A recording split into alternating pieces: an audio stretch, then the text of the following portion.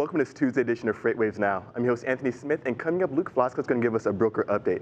We also have Andrew Cox with us with a shipper update, but first we're going to go to Zach Strickland with a carrier update brought to you by PowerFleet. Stay tuned.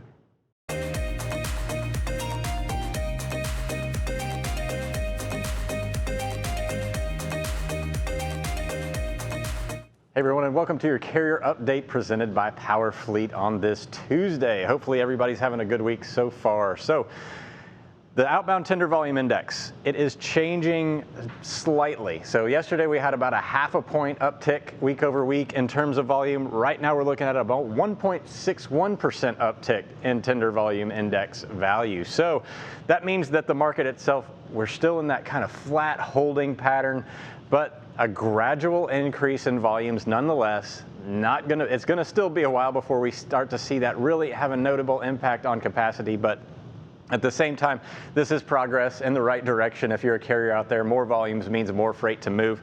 What is that doing to capacity in terms of rejection rate? However, we are still watching the tender rejection index fall. So this is the weekly change in the outbound tender rejection rate. We're still falling at a clip of about 0.86%. It's starting to approach zero, but again, very, very slowly. Just that 86 basis point drop week over week is still pretty big. We don't have a lot more room to go though, sitting there getting closer to 2%. Eventually there just won't be a natural, there's a natural bottom in this market with the tender rejection rate that they just cannot go below, but that will continue to drive spot market rates further down as carriers, of course, increasingly more willing to take freight at below cost prices as they are just gobbling up all this freight. What it does to market or network balances, however, is yet to be seen.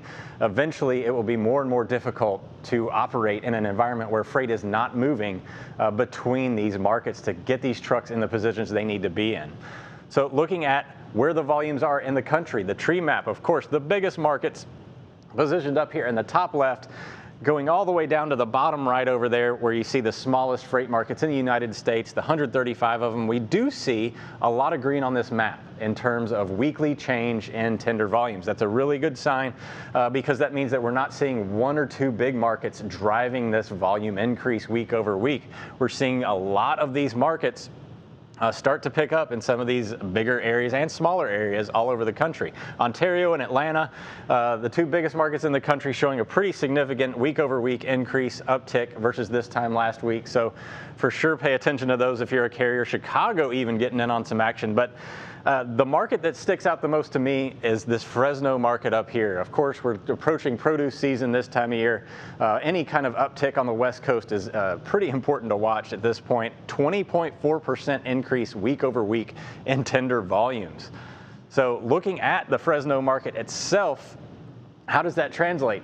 Are we looking at produce season yet?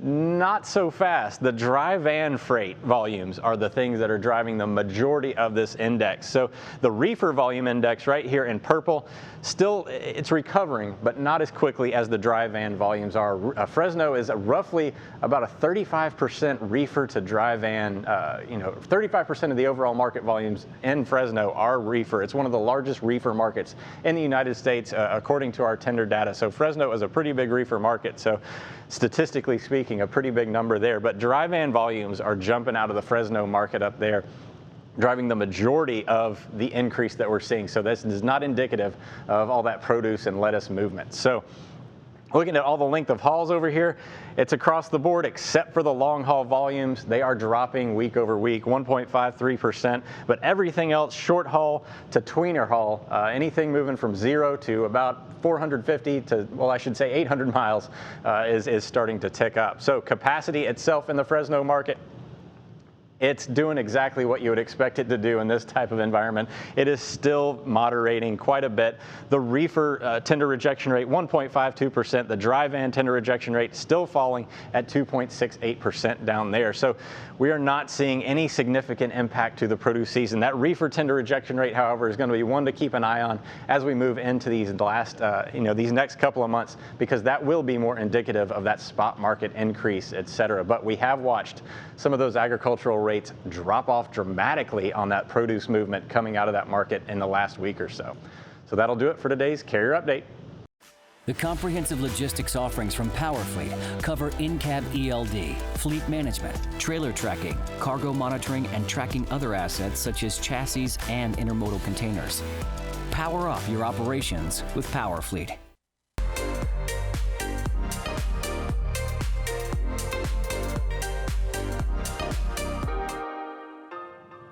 Hi, good morning, everybody, and welcome to another broker update. I'm Luke Falasca, and we'll be diving in very deep. We're going to be looking a lot at volume levels today, which is a little bit different. But for starters, let's go ahead and look at the chart that we're used to. Over here in blue, we have the volume levels, the truckload volume levels. Again, saw another tiny little uptick yesterday in the volume levels. Nothing to get excited about, but again, better than slipping again. So we'd like to see that continue to inch its way back up. It may be a very long, slow climb to get those volume levels back up. It's hard to say how long it will be, but the good news is we're not going any lower. So it's great to see more confirmation of that.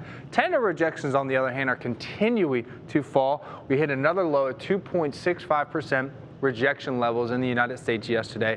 So that's going to continue to push spot market rates down. It's going to continue to make shippers feel that capacity is loose, as it's going to be easier and easier for them to cover their freight. Now, the map here, we're looking at the overall volume levels in the United States. This is the weekly change. So the 7-day change, markets in blue would be where volume levels are expanding. Markets in red would be where volume levels are contracting. And white would be relatively unchanged. So you can see here, it's very, very spotty right now where markets are growing. Of course, it looks like Bismarck, North Dakota is having the greatest amount of growth. So they have 4 loads as opposed to 2 from yesterday. But otherwise, most of the growth is just kind of scattered around the United States in different places. It looks like Minneapolis is seeing a little bit of growth, but a little bit here in Wyoming. A lot of these areas that are not heavily populated down there in southern parts of Texas. A little bit here there on the Panhandle is seeing some pretty good growth, but again, none of these are major markets, so nothing to get super excited about. But if you do have some areas of customers in some of these markets, great opportunity to call and hopefully land some extra freight. The first market we're going to look at today is Ontario, California.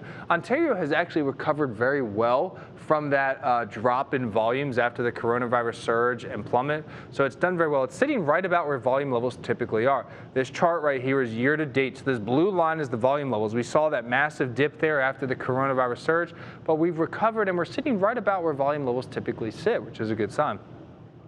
Now, inbound volumes are that green line. So this tells another story, right? Inbound volumes have not recovered. They've taken a dive and they're actually quite low. They're lower than where they've been so far this entire year. While outbound volumes are pushing up, that's going to actually tighten up capacity a little bit out of Ontario. While rejection levels remain very low, you could start to see them inch up potentially as this gap continues to widen. So we'll keep an eye on that. The next market we'll look at here is Harrisburg, Pennsylvania. So this is one of the largest markets up there in the Northeast. It feeds a lot of those big cities. It's a large distribution hub. I mean, you've got Boston, New York, Philly, Pittsburgh, DC, all within a very close radius of Harrisburg. So it's a great hub to supply freight to all those people living there. So again, in blue here, we've got the outbound volumes. So again, that massive surge, right? Try to ignore the surge. That's a black swan event. It's not normal. We'd like to look at where we are compared to where we were previous to this event. So you can see here, volume levels are sitting very steady right at that 310 mark. That's very normal from where we were for the rest of the year. The green line is inbound volume. So again, it looks like those have taken a dive and they have not recovered. So again, that's that same thing we looked out of Ontario. It's tight. That will tighten up capacity as less trucks deliver freight in, but there's that increased demand to get goods shipped out of Harrisburg. That's going to tighten up. So as that gap continues to widen, keep an eye on that market. You may start to see tender rejections rise, potentially applying some upward pressure on pricing if that continues. I'm Luke, and that'll do it for today's Broker Update. Voices from every corner of the supply chain concerning all modes of transportation. From the world's largest logistics podcast network, this is what the Freight Tech Revolution sounds like. Freightcast presented by FreightWaves. Subscribe now wherever you get your podcasts.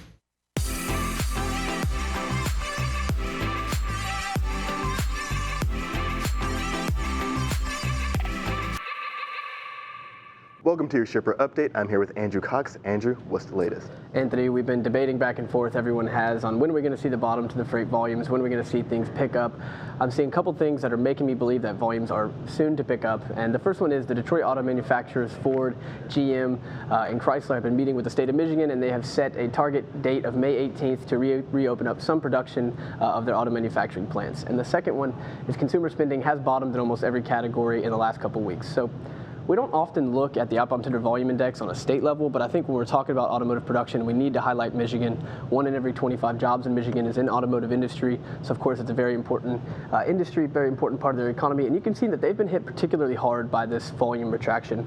Their volumes are actually at Christmas Day levels, and they've been there for about 3 weeks, so this is lower than most other markets in the country. And it's not that automotive production moves a massive amount of freight, a massive percentage of the domestic freight, but I do think that automotive manufacturing is kind of positioned well to learn from the mistakes that the meat producers are currently having and really create a good blueprint for opening up the industrial economy. And I think there's 2 aspects of the auto manufacturing production in particular that position them well. One is the heavy union influence. I think that the unions will be able to bargain for safer conditions and more equipment. And then the second one is I think just the way that things are built with conveyor belts, and they're heavily autonomized, excuse me. And I think that they are less densely populated than, say, an Amazon warehouse or a meat producer. So I think in general, and they're always wearing gloves, so I think they really are positioned well to create the blueprint of what a wider reopening of the industrial economy will look like. And Andrew, this is one of the things that we were anticipating for a while, right? I know a few weeks ago up here when me, yourself, and Zach Strickland were here talking about areas of the economy coming back online first, I think we mentioned manufacturing. So this is a good example of our expectations kind of in real time. But as you mentioned, manufacturing, automotive likely to lead that charge as we're seeing more producers come back online or planning to come back online. And I think another thing that might be interesting is that a lot of these producers went through something somewhat similar in 08-09. So likely to see some kind of incentives from these manufacturers that were kind of put in place during that time frame. I mean, we saw a lot of incentives around making purchases easier, being a little bit more forgiving on being unable to make certain payments. So it's going to be really interesting to see if these automakers put those same incentives back online to kind of see if they can push those sales. Yeah, I think auto manufacturers are going to do whatever they can to try to boost demand for these cars. You know, the economy's been hit hard. We've got 1/5 of Americans out of work right now. They're going to do anything to try to get people to spend a little bit more money. And the good thing is that if we look at consumer spending, people are spending a little bit more money. Apologies on the clarity of this. I'll just take the highlights. We'll have a new one for you this week. But this is Bank of America credit card and debit cards daily spending. And I've got 4 takeaways for you. It's that spending has bottomed in nearly every category. So you can see that things are starting to lighten up and get more green as you move towards the newer days. And e-commerce is absolutely exploding. So this is this second to last line here. You can see it's green. This is year-over-year change. It averages over 50% year-over-year for the last couple weeks. So people are spending a lot of money online, more than they normally do, to make up for a little bit of that spending because everything's closed. And then grocery spending has picked up again. You know, we saw that massive pull forward there at the end of February, the beginning of March, and then we saw a massive drop off. The grocery spending has picked up a little bit in the last few days. And then you can see this immediate bump of the stimulus check. So the stimulus checks hit on the 15th, and you can see massive green numbers on online electronics, and total online spending was up 85% year-over-year the day after those stimulus checks hit. So this is a good sign to me that thinks that, you know, the stimulus checks are working, they're still rolling out, people are still getting those, that'll have a boost to the economy, and that consumer spending is bottoming in almost every category. Right, and potentially the landscape might be a little bit different once everything kind of comes back online, right? We're looking at department stores, furniture stores, clothing stores. So it's going to be interesting to see how much can be absorbed by some of these online sales. Yeah, I mean, they can't make up for everything. Of course, there's still I think there's a lot of pent up demand for things when that reopens. Not everybody has spent that $1,200. Some people needed to spend it on groceries and things, but there are a lot of people that didn't exactly need it, and they've got another $1,200 that they're going to go out and spend when they have the opportunity to. So I think we could see a nice snapback in retail, especially when things open back up. Excellent, Andrew. Insightful as always. We all know you're on the Passport team. You do a lot of research for us, but you also have a podcast today? Yeah, we do. We've got Great Quarter Guys will be out today. We have it at 2 o'clock, me and Kevin Hill. We've got a little bit of a truncated episode today to give our FreightWaves media team a little bit of break because they've got a heavy week load ahead with FreightWaves Live at home. Right. But yeah, we're on at 2 p.m. today. Excellent, Andrew. Thank you so much. We appreciate it. You're welcome, sir. And thank you so much for tuning in. As Andrew mentioned, we have the hardest working media team in the business, so be sure to check out our FreightWaves TV app on all your favorite favorite streaming platforms like Apple TV. Thank you so much for tuning in, and we'll see you on the next episode.